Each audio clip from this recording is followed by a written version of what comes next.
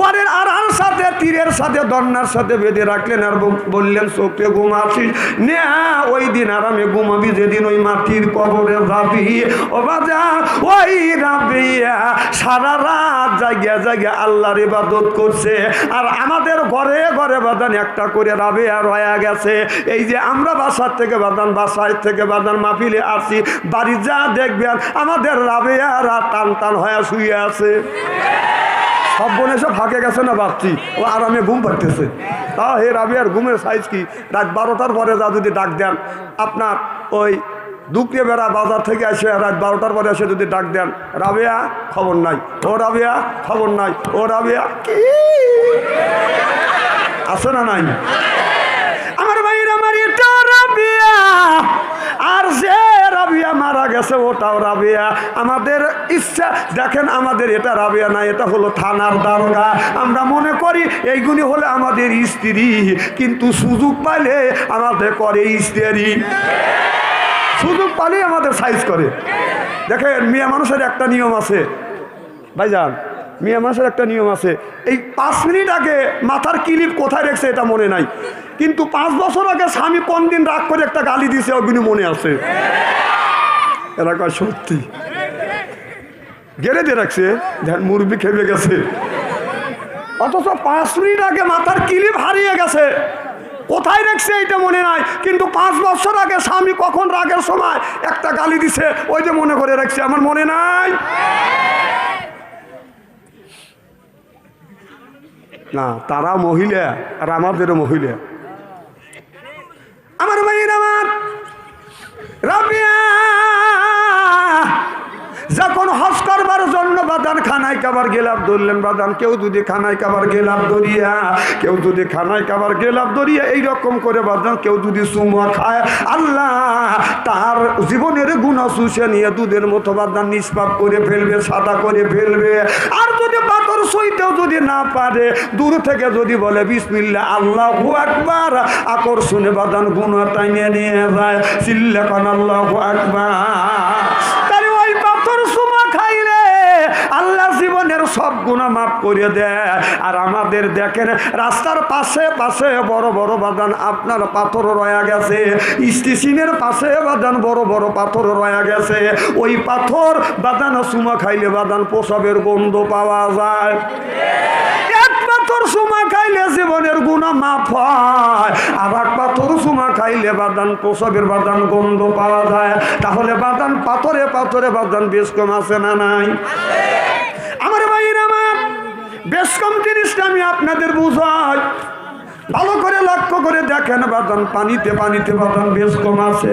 আপনার জমজমার পানি আর আমাদের টিউবওয়েলের পানিও বাদান পানি।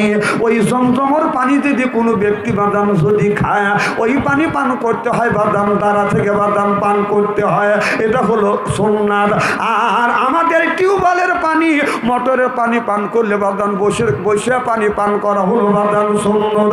তাহলে ওই জমজমার পানি আর আমাদের টিউবওয়েলের পানির সাথে বাদান কম বেশি আছে না না?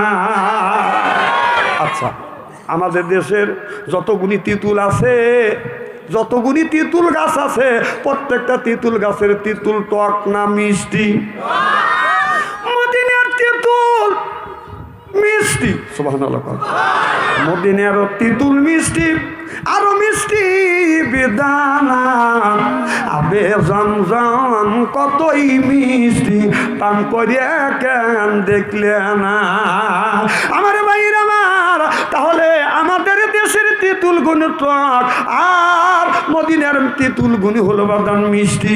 তাহলে আমি বুঝাইতে সক্ষম হইলাম পাথরে পাথরে বাদান বেশ কম আছে, এরপরে বাদান আপনার তেঁতুলে তেঁতুলে বাদান বেশ কম আছে, এরপরে পানিতে পানিতে বাদান বেশ কম আছে।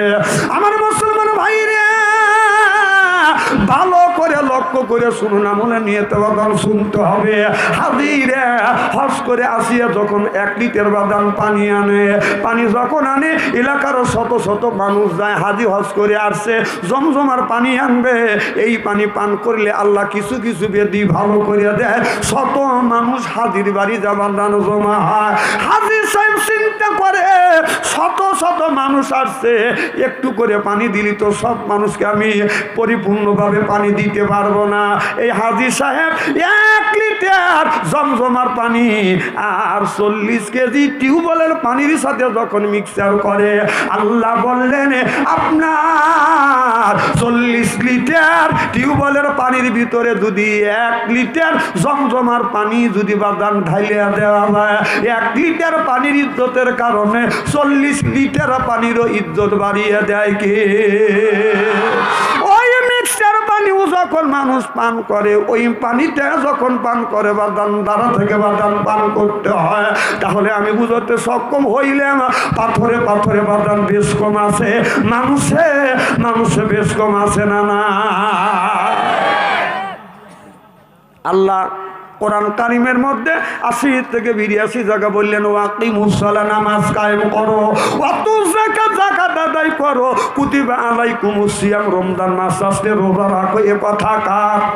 তাহলে কোন জ্ঞানে তুমি নামাজ ছাড়িয়ে দিয়া মাথায় রাখছো বড় বড় চুল? ওই লোকটা করে ভুল, পরনে হলো পাটের ছালা, হাতে হলো ত্রিশূল আর লোহার বালা, গলায় দেখছি পুতির মালা। আমি হিসাব করে দেখলাম ওই লোকটা অরিজিনাল শয়তানের শালা। নামাজ নাই, রোজা নাই, হজ নাই, যাকাত নাই, এরপরে বান্দারি গজল গায় আর কয় বাবা বান্দারি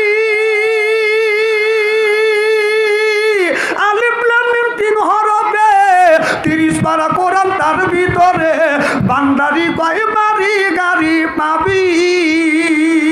ও যে বান্দারি করিলে দোয়া সিধায় যাবা চাকরি বাবা, কাগজ কলম ছাড়া বাবা করে মাসারি আমার দয়াল বান্দারি। বাসু আনসারি কয় অল্প দিনে তোর কপালে ডুবিরে।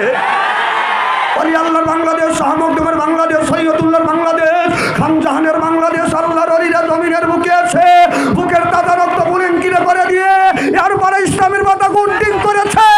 চিন্তা বলো ঠিক কিনা?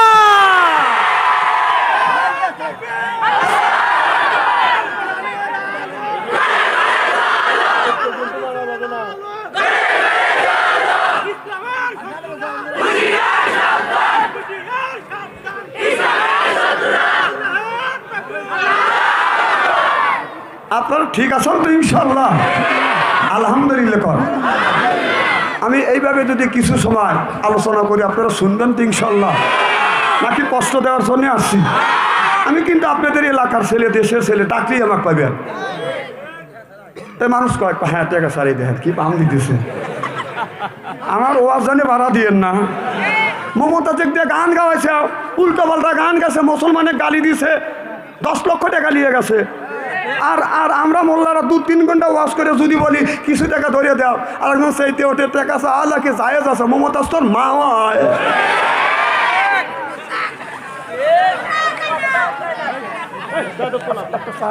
খবর পাওয়া যায় না।